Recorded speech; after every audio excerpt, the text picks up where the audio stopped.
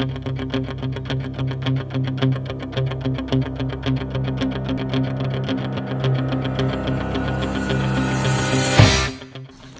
failure of Europe's appeasement policy in response to the fascist Nazi party's disregard of reparations put in place by the Treaty of Versailles post-World War I showcased American sentiment that democracy was not ready for another world war.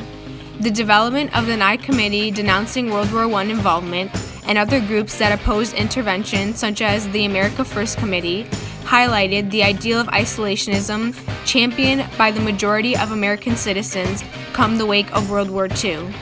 Though in Roosevelt's Good Neighbor policy, which included the nullification of the Platt Amendment and other agreements for World War II preparations in the Western Hemisphere throughout multiple Pan-American conferences, it is shown how Roosevelt supported intervention and encouraged involvement in relation to the country's European allies during this time period.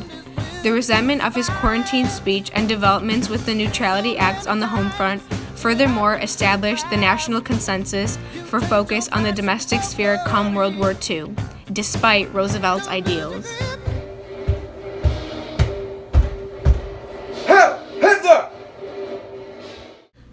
As German aggression in Europe continued, it became apparent to FDR that something needed to be done.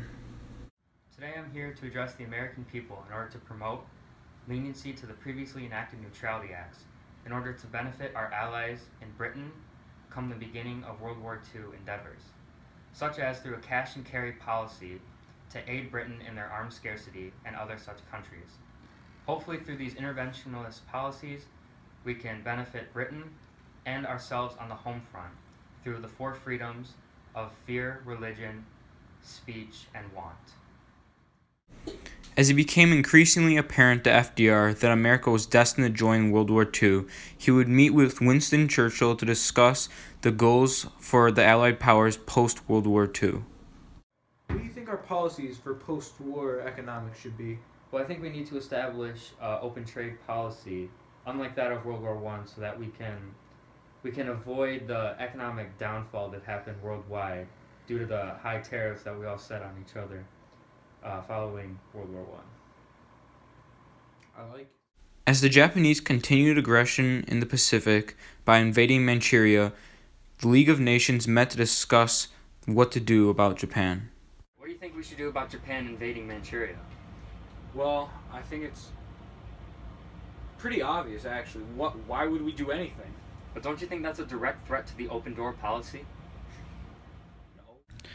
Due to the League of Nations' failure to act on the problems occurring in Japan, the United States would place an embargo on American oil going to Japan.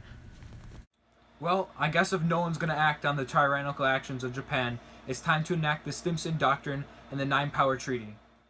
Japan relied greatly on American oil, and following the United States' complete cutoff of American oil to Japan, Japan would finally take action against the United States in an act of war on December 7th, 1941, a date which will live in infamy.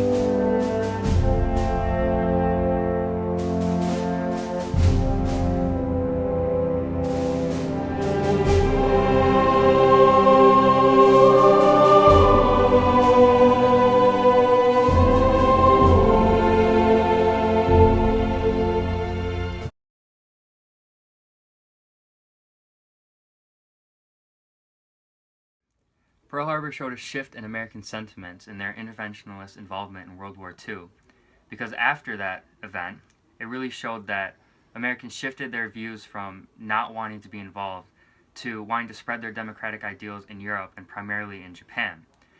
I think this is showcased most predominantly through the 388-to-1 vote in Congress in support for intervention in World War II following the event, where committees such as America's First Committee and other non-interventionist pressure groups were more prominent in the country prior to that event. But I feel like the overall feeling definitely shifted following the event.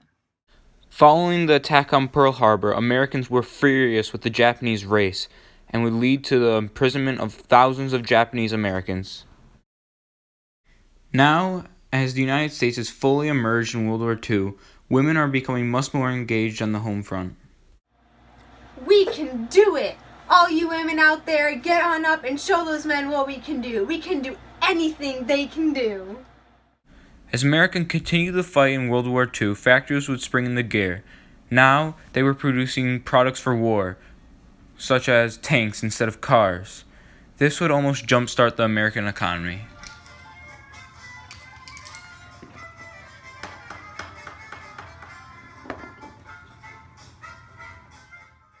Also during this time, organizations such as the War Production Board looked to protect American production by preventing inflation. Why are you still growing crops? You're just causing inflation on your own product. No, I'm not. Yeah, you're losing money. Stop growing crops. Let me work, son. No, listen to me. Meanwhile, African Americans looked to advance their standings in society abroad. Segregation and discrimination had reached a point that was no longer tolerable, and according to the Pittsburgh Courier, it was time for a campaign.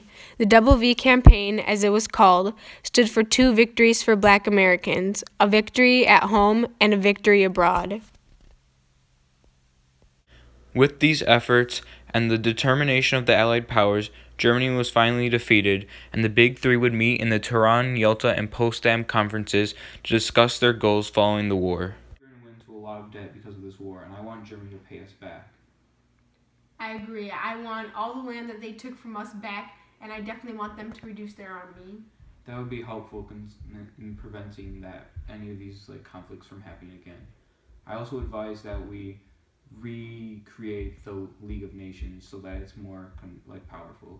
I never want this to happen again, so I agree. Although the war had come to a close in Europe, the United States was still looking for a way to put an end to the Japanese Empire with the Manhattan Project.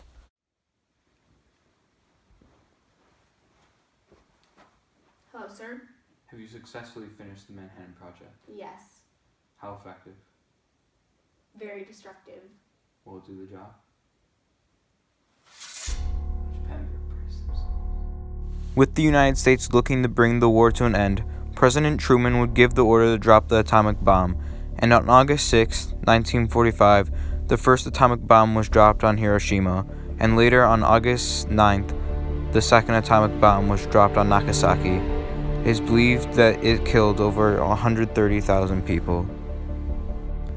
After this, on September 2nd, 1945, Japan would finally surrender to the Allied forces, ending World War II.